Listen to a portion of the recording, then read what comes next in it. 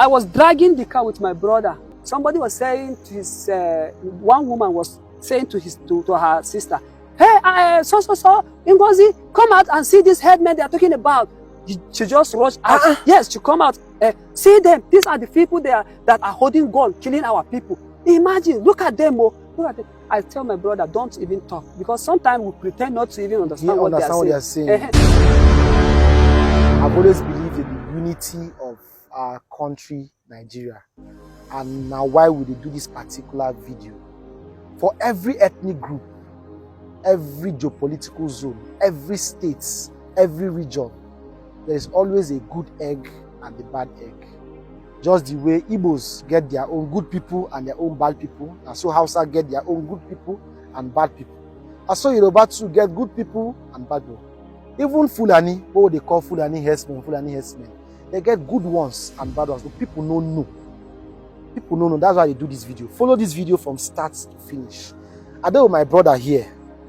I just bumped into him where I always shoot my contents. Now hear him, they come, look around, seeing cows. Now hear him, they come, feed him cows. Go get to meet him. You'll be blown away. No skip this video. Watch from start to finish.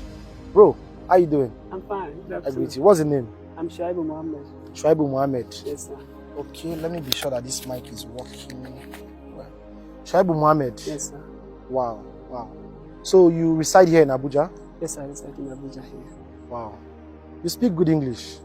Yes, sir. I'm a student. Okay, you're schooling? Yes, sir. Are you kidding me? I'm serious. I'm a student. Where are you from? I'm indigenous of FCT here. Indigenous? We grow up in Abuja here. Okay. Yes.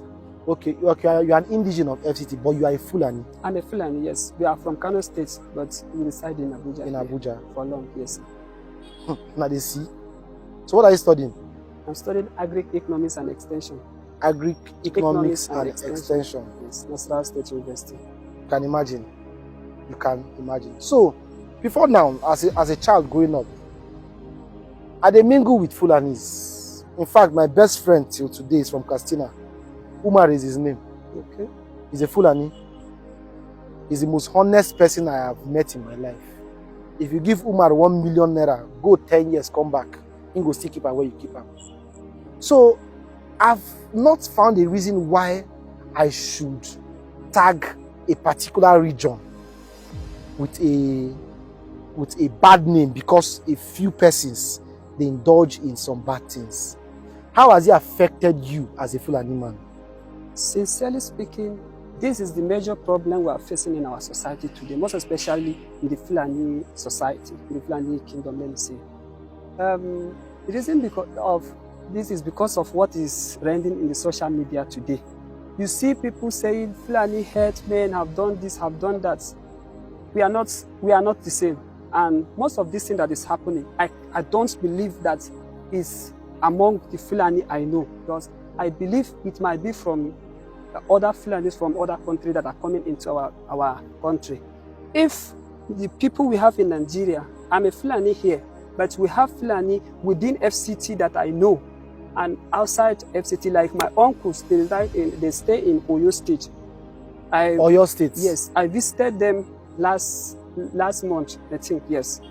And all these people, we are mingling and we are doing everything together. I have never heard of any of them that have even seen gun before. I have never seen. Or any of my friends that have seen gun before. But I always wondering when they say Fulani using gun, doing this, doing that. I have never experienced that. Like, because we stay in Abuja here. Yes. I was born here. My parents were born here. And all of us have been staying with Baji people. Like my mother have been telling, and my grandmother before she died, she was giving me a story of Abuja here, because before Abuja come to this place, they have been living in Kubwa here. They have lived in Gwarimpa before they even start Gwarimpa. Gwarimpa? Yes, before anything. Long time ago. That time, what they normally do, the Fulani, they live with the Baji people only. Like our grandmother, they used to be with the Baji people. What they normally do, if a Fulani man, maybe his cattle enter somebody's farm, what they do, they will collect maybe your stick, and as a witness, the next day they will come to your house and say, okay, Baba, who owns this stick? They say, this is the person. They will just go and check the farm, and then they will settle everything. And then maybe they will even give them no. That is the end of the story. So okay, so every stick is significant. Yes, it's not only stick. We have this, and then that cap that we used to put to wear. Yes. It has it's a means of identification. If any Fulani look at this one, no, this one belongs to so person. So person. So as your brother there now, if he see this your stick, yes, he knows your own. If I do it like this, he sees from far, he will know that this one belong to this, my brother. Those communities. Those communities. Yes. Oh, communities. Yes. Yeah. Because they are of different. These guys are rich. Now, if you're not blown away about anything, this is a Fulani man that speaks simple and correct English, schooling, and still operating as a nomad. That's what they call you guys, right? Yes. Carries his cows around. You guys have a lot of that. All the carry you get with this. Are there some still there somewhere? No, we divide them. We used to divide them when they reach maybe 50 and above. We used to separate them because of when we mix them together, the grazing. They will do what we call they were competing for grazing. So we used to separate them, most especially the young ones. We separate them from the adult ones. Okay. So lastly, right? Currently, because of this whole thing, has anything changed between you and the Baggies who they live together? The relationship, has it affected you people in any way? Not at all. As long as we live in Abuja here, we have never experienced any. Even now that look at this mountain here. Yes. We used to climb that mountain. That is where they used to farm. Presently, in the this mountain. Yes, behind the mountain. That is where they farm. They still carry on that tradition they used to do. They don't arrest a Fulani man or start beating him in the bush. No. Because what I believe is that anywhere you hear that maybe a fight between a Fulani man or between a Fulani man and a farmer, is maybe when you meet a Fulani man and maybe his cattle, most of the time is like we now. We have never seen any Fulani that has just carry his cattle enter somebody's farm like that. No. But what happens sometimes is maybe like look at some of them coming from that place. Yes. Without you knowing. That one can divert and enter somebody's farm. So in the process, if the owner comes to the farm and see a cow inside the farm, he will call you, hey, come. If you go, oh yeah, sorry, I don't know. That is where this is, okay, you see they have caused a damage to my farm. You say, okay, what do we do? Where do you live? We'll just direct them, we'll give them a stick. The next morning they will just come. But what is happening is different from what is happening before. Now, when you see clashes between the Fulani, because we have never experienced a clash between a community and because we just hear it from other states. From other states. But here, what happens? Maybe if you see a Fulani maybe fight with a farmer, maybe if you see that cow, if they call you to go and control that cow, if you go there, you just hold you and start beating you. So you must defend yourself. In process of defending yourself or trying to, that is when maybe something will come up. Okay, so in other climes, right? Because things are advancing, there's this option of ranching. Is this something that you guys can buy into, or does it have any effects on you rearing your cows? Proper ranching, where you will have like a big land where they would stay, food will be brought to them there, medical care will be brought to the cows there. Does it have any effects on the proper growth of your cows, or is it something that can be adopted? Yes, it's something that is very good, but I blame the government and the non-governmental organization that is propagating this program. I'm a student. I study agri-economics, as I told you. Yes. And so the agri-economics. Agri-economics. And under this, we know these ranching and animal science and other things. We are all doing these courses. Yes. So what is happening is this: if you say a Fulani should do a ranch, like let me take myself as an example. Yes. I have 100 cows with me. If I want to get a land that I can fence and start rearing these cattle in a ranch, what do you think it can cost me? Because this is the only thing I depend on. The studies I'm doing on, I pay my school fees through this cattle. My brothers feed under this, my parents, and every responsibility you can think of will depend on this cattle. Yes. So if you say I should do a ranch, this is a very cheap way of doing the business for okay, us. This one is a very cheapest way. Okay. Because the only thing we consider medication. When the animal are sick, we treat them. When we observe any, we do vaccination and other things. Okay. We don't have anything that have to do with feeding. We take them out for feeding. Okay. So if we want to do that ranching, number one thing, nobody will provide a land for you. You have to provide a land by yourself. Yes, and if you want to provide if you want to buy a land, tell me how much land can you buy for 100 cattle? Number one, maybe at least within Abuja here, I don't know of other states, you cannot get a hectare of land less than maybe, let's say, 50 million at least. True. Yeah. So if you do that, there's other expenses. You have to provide water. True. You have to, like, I do my IT in ABU Zaria, Chika, that is Napri.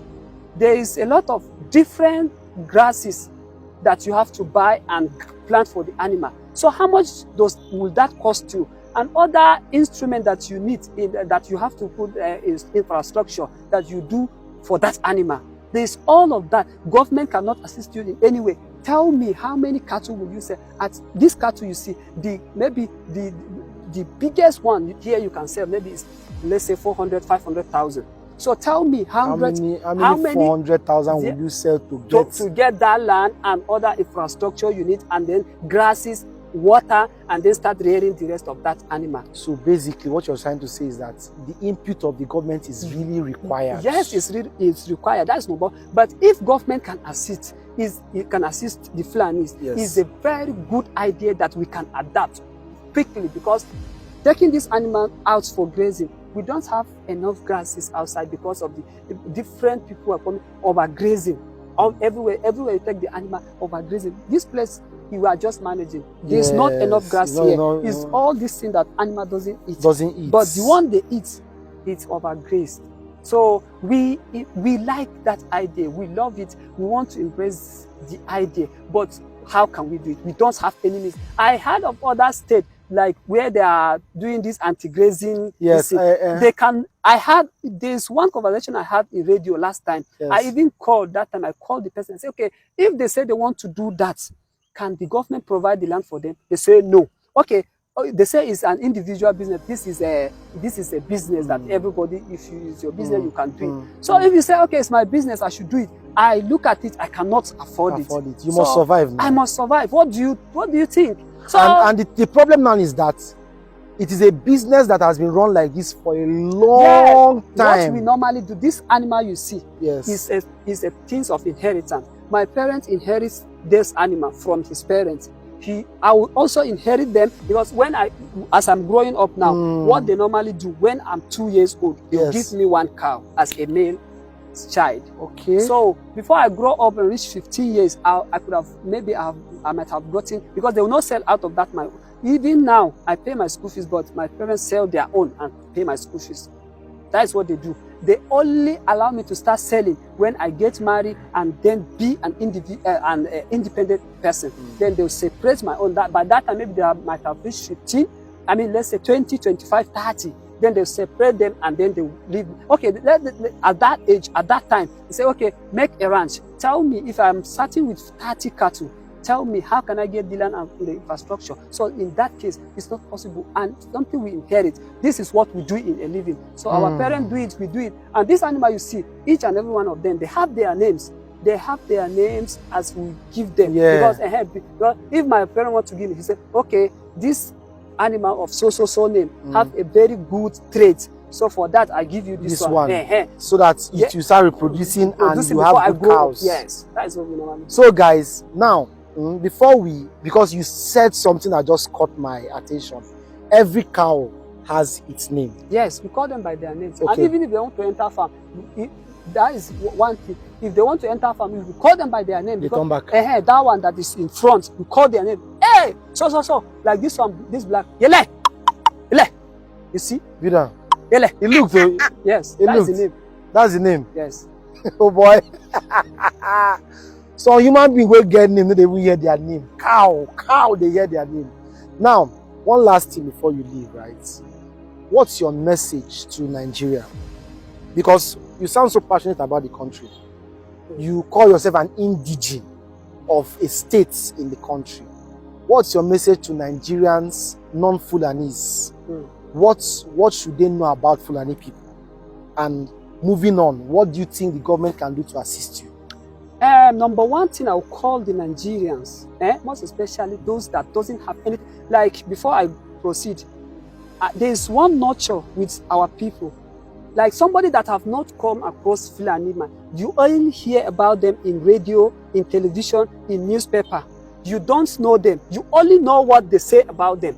Let me take, for example, last 3 years, my daddy sell a cattle here. They asked us to take it to the person that bought it in Sokali. We were taking it. I was dragging the car with my brother. Somebody was saying to his, one woman was saying to her sister, hey, so, Ngozi, come out and see this headmen they are talking about. She just rushed out. Yes, she come out. See them. These are the people that are holding gun, killing our people. Imagine, look at them. Look at them. I tell my brother, don't even talk, because sometimes we pretend not to even understand what they are saying. She was even saying, see, this is the people that are shown in the radio, in television. These are the headmen they are talking about. So those kind of people, I don't blame them, because that is what the orientation. That is what they hear about us. So nobody have come close to us and know what is happening. So what's my advice and my message to Nigeria? We are not like that. It's people that is the propaganda that is trending in the social media. It's not true. We are not that. We are not like that. We are not violent at all. It's only some of them, some of these people from Zamfara that are coming from other countries that are mixing among us and spoiling our names. But we are not like that. We are not violent at all. We are peace-loving people. That is what we are. So this is the number one message. Then to the government. And then to the government, I'll advise the government. This idea of bringing ranching, if government can do that, it's a very good idea that can solve millions of problems we are facing with the Fulani people. Because number one, no matter how you try to block the Fulani from entering other states, even this anti-grazing state they are saying, it's not possible to stop them. Reason is because if a cattle that is adapted to Oyo State cannot come back to Abuja and survive. Adaptation is also involved. Yes, adaptation. I cannot take these cattle as they are to Oyo State or Bayelsa or Enugu State to go and survive. It's not possible. The highest thing I can do is to sell them and buy the one that is adapted to this environment. And Fulani man cannot sell the cattle he has inherited to go and buy in another state. Even you are chasing them, you continue to have problem with them because they will hide under this state. That is what is causing foreigners to come and join them. Like is a form of to serve them. Okay, these people who have been trying to push you away from this state, let us come in and that is what is happening. Because from there they will start training them and showing them how to use gun. You understand? They are peace-loving people. If you ask anybody you know from any other state, in last 10, 15 years ago, 30 years ago, they will tell you that. But the Fulani I know, they are peace-loving. We have been living in peace. But even what is happening? Even me too. So if you ask them, they will ask you what is happening. This is the reason. This is what is happening. From my observation, this is the only thing problem. Yes. They will tell them, they will run and come back because they cannot go. And you are forcing them to go. They will even gangs of people from villages to start chasing them. So the highest they can do is to invite other people to come and assist them. These people want to chase us, they want to kill us. Where are we going? We are not going anywhere. So that is where the problem will start. So if government can provide the land for them and make the ranches and assist them, even if they are own, they will involve. But government should put this in effort and make it possible for them to have the ranches so that it will be possible for them. Everything a dialogue. Me and you get problem. Come sit and talk. Finish. This is coming from a Fulani man.